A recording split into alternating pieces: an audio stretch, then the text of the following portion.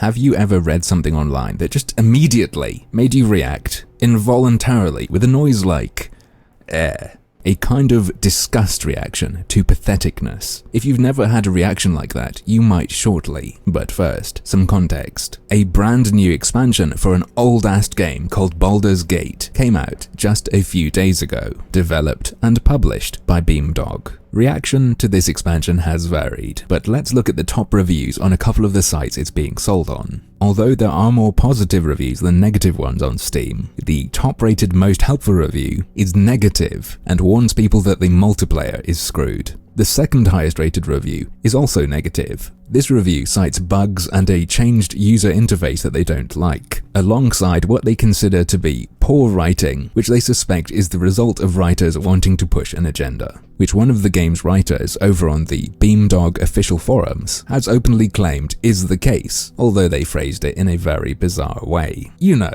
I strain to do this in my art, and I don't care if it comes across as forced or fake. Which is lucky, because as I showed you, people are recognizing this obsession and saying it makes the writing shit. All of the rest of the first page of most helpful reviews are also negative. Now let's quickly take a look at the top review on GOG.com, another place the game is being sold. User Ajarg says, even if you don't disagree with their political agenda, it's ham-fisted and very groan-worthy. And they actually give an example. They say, one of the characters makes jokes about Gamergate. Here is the line that they're likely referring to. Really, it's all about ethics in heroic adventuring.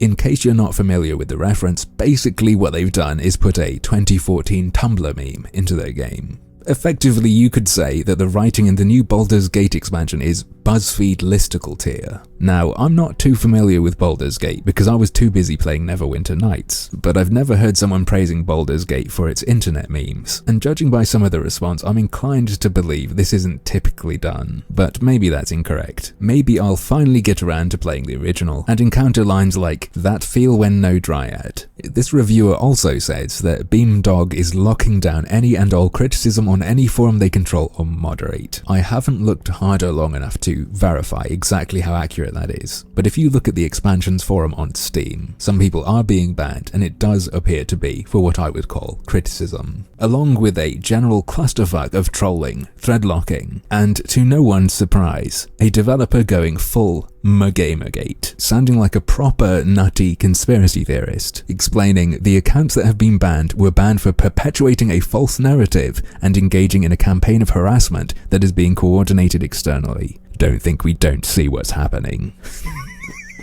I'm not crazy, you're the crazy ones.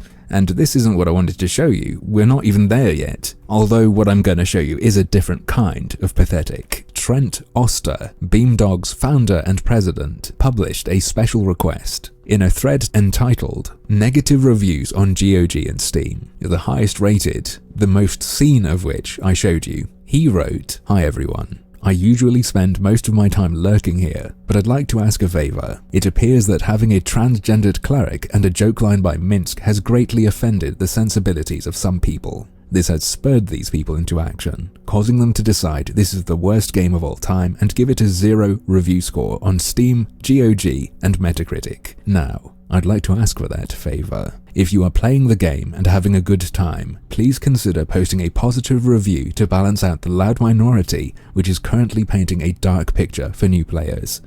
Thank you, Trent. How fucking embarrassing. You know what it reminds me of? Please clap.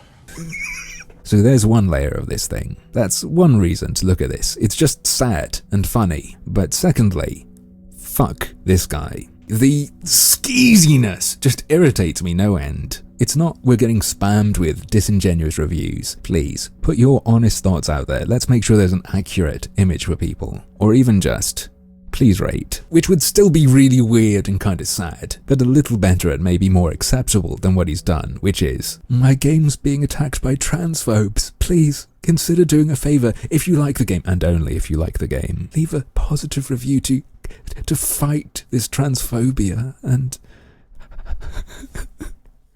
please counter the loud minority. They're painting such a dark picture. And meanwhile, the loudest of the loud minority is saying, Mate, huge part of your game doesn't fucking work. What a convenient thing to not mention.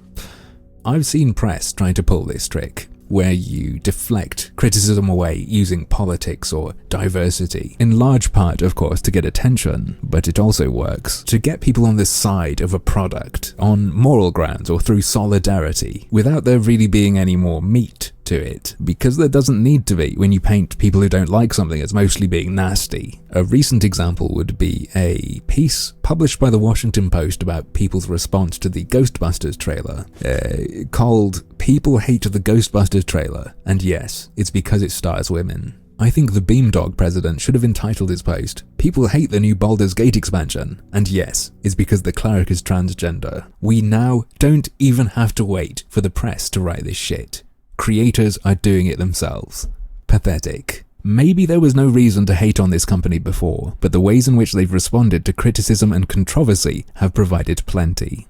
But, as usual, that's just another one of my harmful opinions.